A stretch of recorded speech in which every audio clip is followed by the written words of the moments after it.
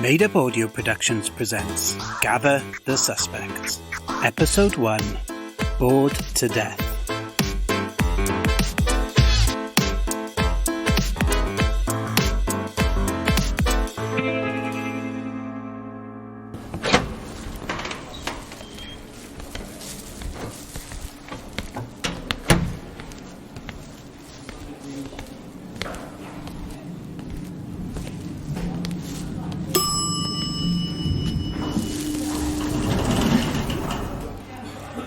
Excuse me. Sorry, could you get... Oh, sorry. Here, let me help you with your shopping. Oh, thanks. You're on 2, right? Yeah. Thanks. Oh, I'm Dan, by the way. I live on 7. Yeah, I've seen you about here a bit. Cara. I live on the 2nd floor. For you already, I'd offer to shake your hand, but, Yeah, that's right. You live with dressing gown guy. Yep. That's just... Yeah, what's his deal? He caused quite the ruckus at the last Residents Association meeting. They were even talking about getting him banned after the gown incident. What? Jack? Oh, he's harmless. Whatever you say. Wait.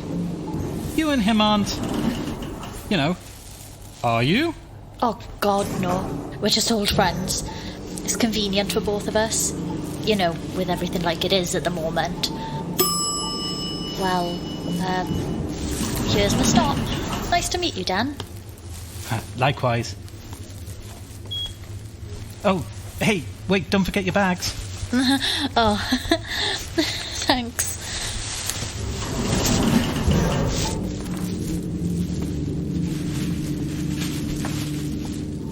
That's Dan. Or Dapper Dan, as Jack calls him. But compared to Jack, everyone's dapper. Dan lives in the penthouse of our building, and despite having no obvious job, he swans around all day looking immaculately groomed in a 3-piece suit. I think before all this happened, he was a car salesman or a recruitment consultant.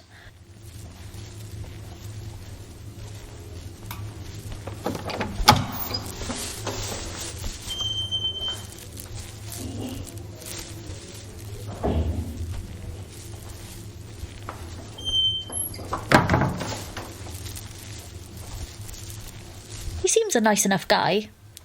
A bit full of himself. But what else has he got to do now in these crazy times than peacock around a block of flats? It's no better or worse than dealing with it by sitting in his pants and dressing gown all day. No worse. Just different.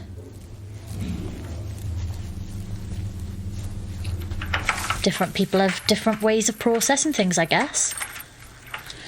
Talking of which... All right, I'm in the lounge. Of course you are. Is that what you've been doing all day? Huh? I just bumped into your favourite person on the lift. Uh-huh. This monosyllabic vision in a flamingo-patterned dressing gown is my housemate, Jack.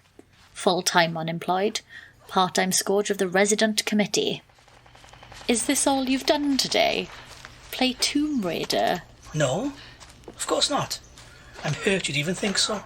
I've also played The Last of Us, Resident Evil, and spent 3 hours trying to connect to the internet for a game of Call of Duty. Since the war and the separation of Wales from its erstwhile big bro, the internet can be intermittent at best. And even when you can get on first time, the massive black hole left when both England and the US blocked their citizens from accessing it means useful content is thin on the ground at best. At least the rolling blackouts have stopped for now, I guess. What about that list you wrote last night? Did you manage to do any of it? Ah, take a look.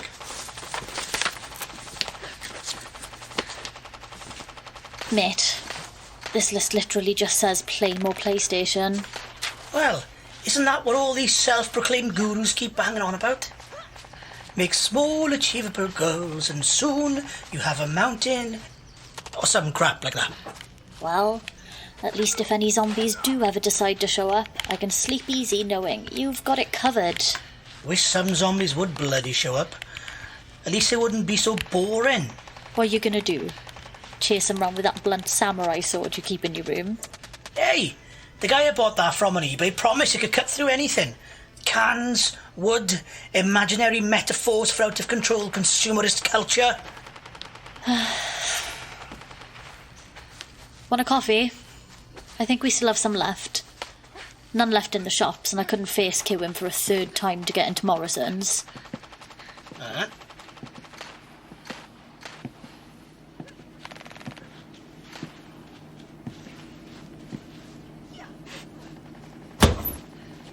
So what did old Dapper have to say for himself then? Our day of walking on the building, is it? Sure those £100 Gucci shoes aren't made for that much activity, you know? Mate, you've literally sat on your arse all day. The only difference is, Dan has better dress sense.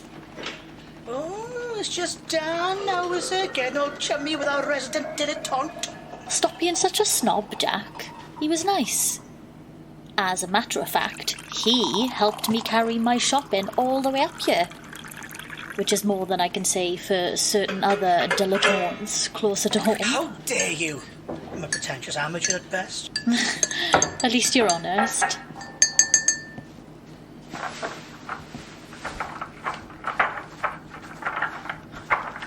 Oh, good. Someone sane has arrived. That's Geraint coming home. He lives across the hall, but he basically spends 90% of his time at our flat. He has the unenviable job of stopping the next generation making the same horrific pig's ear that we have of running the world. So he's often stressed, but I think I would be too in his position. He also has the patience of a saint, which helps. Oh, hey, what a long and stressful day that was. Can't wait to get out of these. Ooh, is that Tomb Raider? I want to go. I guess sane is an increasingly fluid construct in today's world. Hey, did you ever play Space Invaders? I never had that game, see. No, it was a good one. Yeah, I liked playing that. You two, don't forget. Got a residents meeting in an hour. If we're still welcome after last time. What? Don't look at me. I was just making a point. I didn't realise that my gown would fly open like that. There was no need for all of that fuss. Maybe you should at least put some proper clothes on for this one. You know, to try and show some effort to smooth things over. And shackle myself in the chains of societal expectations? I think not. It sounds like he's joking. Problem is, he's really only half joking. Well, will you at least put some underwear on this time?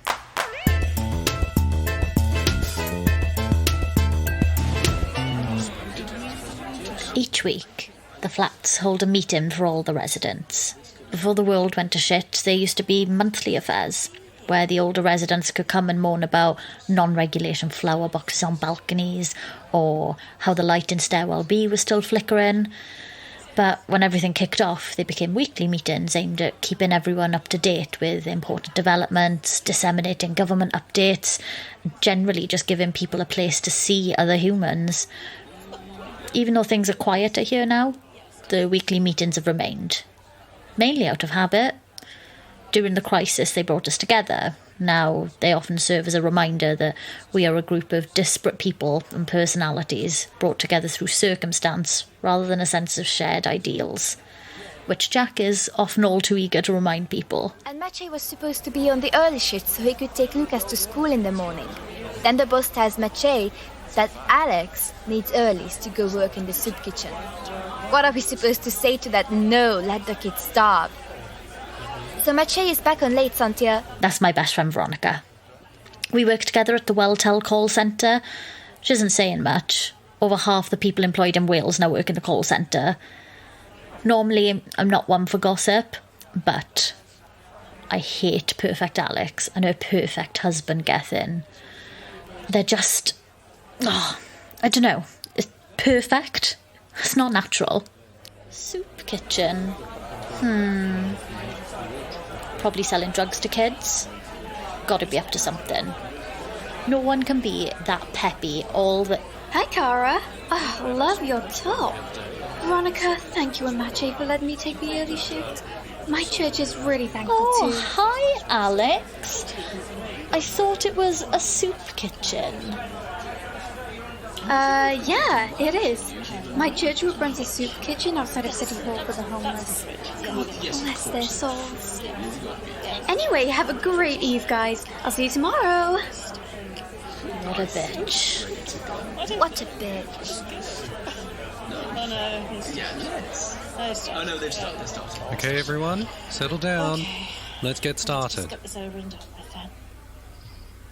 That's Mr. Khan. He's the head of the residence committee. He's the walk-in definition of an old-school gentleman. Even Jack likes Mr. Khan. A nicer and kinder man you couldn't wish to meet. Excuse me, this isn't some Peking Street market. Will you quieten down? Proving that not all old-school attitudes are charming, that walking bag of bigotry and bile is Giles Hampson. He and his wife, that overgrown poodle sat next to him, have made rudeness an art form. Thank you, Giles, but I think I've got this under control. And I think it's Beijing now. Also, Mr. and Mrs. Vajracharya are from Pokhara in Nepal. No, don't think I've got it under control. Anyway, thank you for coming, everyone. I appreciate the effort to attend each week and to put your thoughts forward on how we can continue to make Prosperity Heights a safe and pleasant place to live. Firstly, Jimmy Rich sends his apologies to everyone. His new comedy tour starts tonight. He'll be entertaining the troops on the border in Monmouth tonight, so he can't be with us. Such a shame. Mr. Rich always brings a certain je ne sais quoi to proceedings. Even so, we must persist without such celebrity sparkle and get down to the business at hand. First order of business is... yes. James and Will Jones from Pembroke House would like to talk about their upcoming charity collection for the war orphans. Oh, Giles. Not those horrid homosexuals. Well.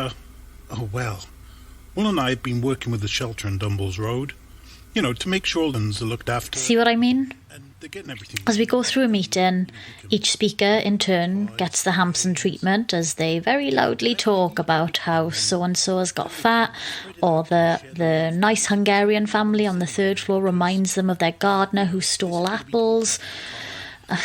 I'm all for finding the best in people, but that's an incredibly hard thing to do with the Hampsons. I mean, who even's got the time needed to dig deep enough in that pit of acid to find something redeeming about them?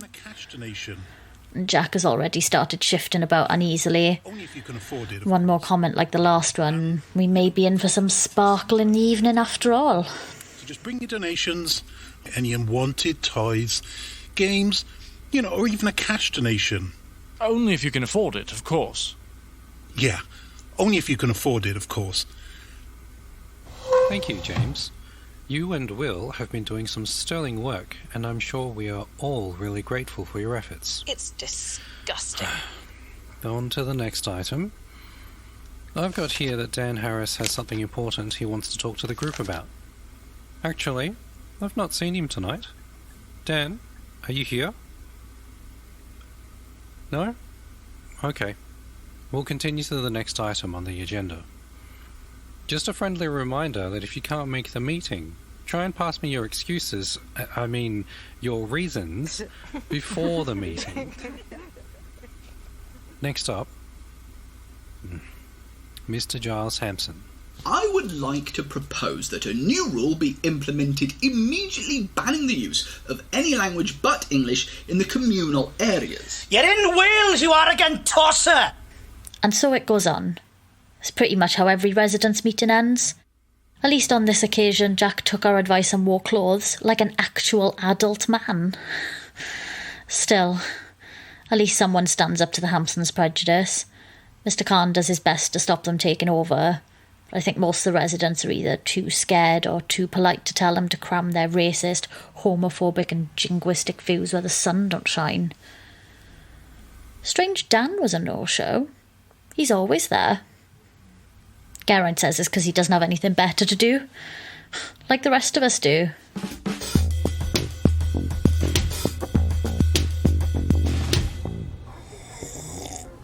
Well, that was fun. Don't act like you don't enjoy feeding the Hampsons their arses. Well, it's cretins like the Hampsons that got us into this mess in the first place. The least they could do is show some shame or regret, but no. Oh, come on. That's not really fair. They're just two posh old gits stuck in their prejudices. They didn't start the war. No, but they voted enough times for those monsters that did. But we don't blame the cult members who are brainwashed into drinking the Kool-Aid, do we? We blame the cult leaders for exploiting people's fears and twisting them to turn a blind eye to unspeakable things. Yeah, but I'm willing to bet that any cult survivors weren't so keen on Kool-Aid after their experiences. I'm not saying don't keep pointing out their... Fascism? Intolerance. But just remember there's 50-odd years of built-up prejudices in there. You can't just break that down overnight. Yeah, I guess.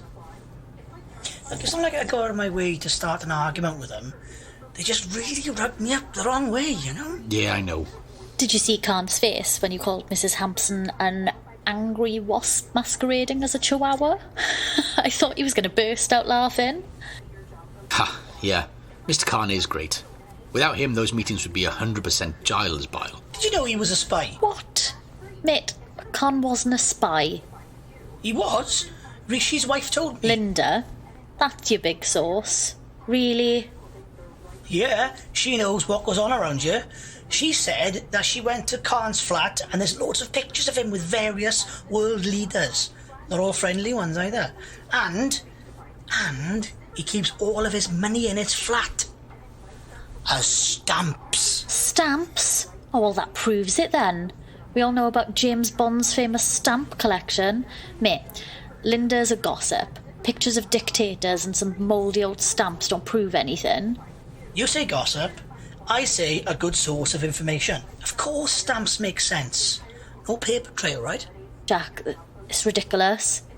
Geraint, tell him. I don't know, Kay. We know Mr. Khan worked for the Foreign Office. He's told us before.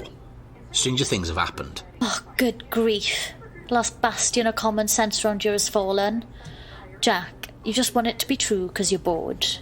You and Linda Patel-Smith need some excitement and drama in your lives to break up the monotony of being stuck in these four walls for 90% of the day. Well, you can't blame me. Whoever thought an apocalypse could be so boring? I admit it. I am bored. Bored of the same old daily routine, bored of the same sodding news reports day after day. I want some excitement. We can't all be as easily pleased as Gillian Soddin Hampson when she gets a wink off the zealous celebrity Jimmy Rich on her way to the yoga. Also, what is up with that? Xenophobic as shit, but takes up yoga. Surely she should have taken up some good old-fashioned British pursuit, like queuing for bowls of gruel in the freezing cold for 5 hours. Or tennis. Which just feels like queuing for gruel for 5 hours. Anyway, I still think Linda's right about Khan being a spy. You might be right, Jack. You might just be right.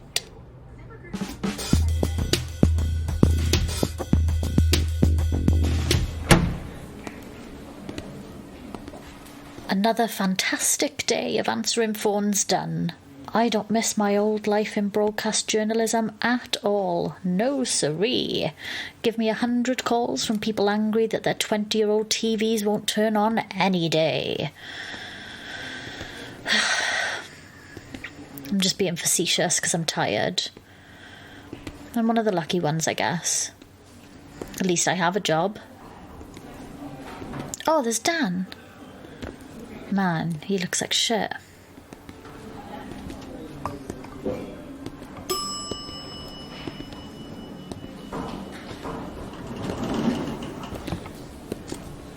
Hey Dan, can you hold the door? Oh, sorry. Hey, Cara. The guy looks like he's seen a ghost. Going up? What? Well, usually when one gets in a lift, one chooses a button to go up or down. as nice as it is hanging out in the lobby with you and all. Oh, of course. Sorry, Cara, I'm just a bit... Is everything okay, Dan? You don't seem your usual chipper self.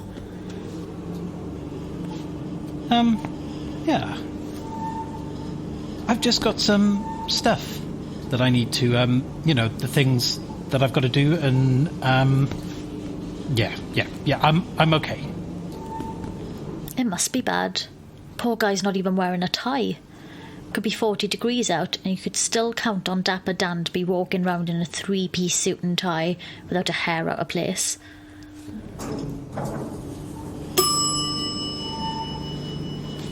Well, this is me.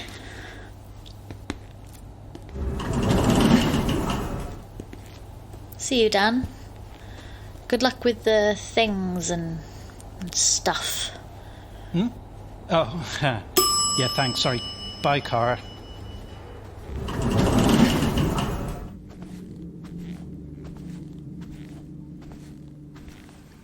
Well, that was weird. Didn't even offer to carry my bags. It's not very dapper of Dapper Dan. Not that I care, or need to have my bags carried. Just wonder what his deal is.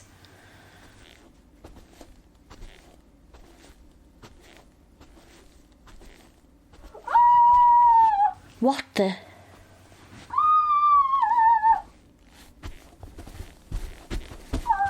Cara, what's happening? I don't know. It sounds like it's coming from upstairs.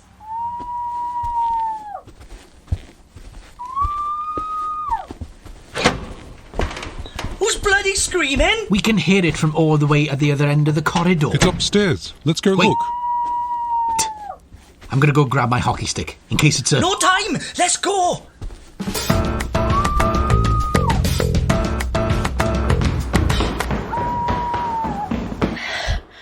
The screams sound like they're coming all the way from the 5th floor. Whatever's going on, it sounds serious. Whoa. Half the building's here already? I can't quite see what's happening. Everyone's crowding around the lift doors. The source of the screams is Gillian Hampson, who's now sobbing into a faux mink and shouting. Dead! Oh God, he's dead! Who's dead? We need to get to the front and see what's going on. Oh, sorry, I just wondering can I squeeze... Excuse me? Could I just... Cheers. Sorry.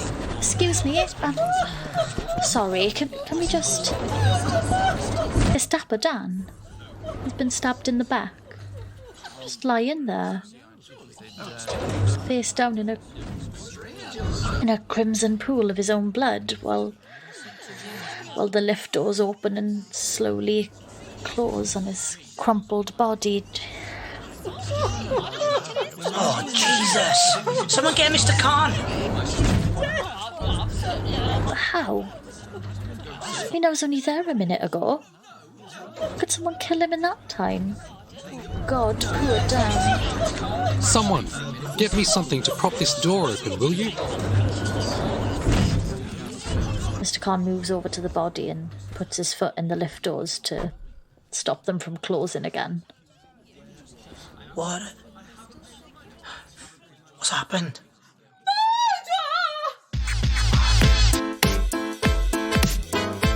You've been listening to Gather the Suspects. In episode 1, the suspects were Bethan Rees as Cara, James Morgan as Jack, Edward Llewellyn as Geraint, Boggy Bondor as Veronica, Erin Pinnell as Alex, Richard Wilde as Mr. Hampson, Corinne Strickett as Mrs. Hampson, Tian Pham as Mr. Khan and Rishi, Magnus Carlson as Will, Jonathan Evans as Dapper Dan and James. Other voices were provided by Wojciech Matras. Gather the Suspects was written and directed by Jonathan Evans, with sound design and audio production by Luke Wilhelm. Follow us on Twitter at GTSUS_pod for updates on the show. And remember to hit subscribe in your favourite podcast app to be notified each time we release a new episode. Transcripts of the show can be found on our website and in the episode descriptions. Next time, Episode 2, The Not So Dapper Death of Dapper Dan Harris.